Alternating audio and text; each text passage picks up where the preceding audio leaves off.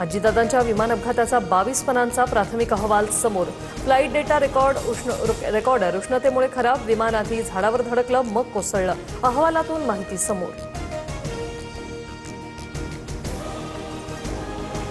प्राथमिक अहवालात एआयबीने कोणता निष्कर्ष काढला? सीआयडी अहवालाचा आधार घेऊन कसा तपास करणार? रोहित पवारांचा सवाल. तर अहवालावर रोहित पवार उद्या भूमिका मांडणार. नागपूरच्या एसबीएल कंपनीत पहाटे भीषण स्फोट. 16 जणांचा मृत्यू. डेटोनेटर बनवताना स्फोट. 20 ते 25 जण जखमी. उपचार सुरू. पालकमंत्री बावनकुळेंकडून तातडीने मदत करण्याचे निर्देश.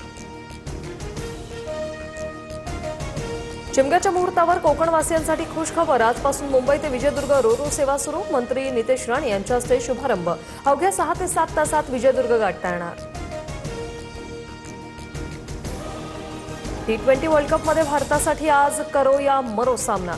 सेमीफायनलचं तिकीट मिळवण्यासाठी टीम इंडिया वेस्ट इंडिजशी भिडणार. सामना जिंकणाऱ्या संघाला सेमीफायनलचं तिकीट मिळणार.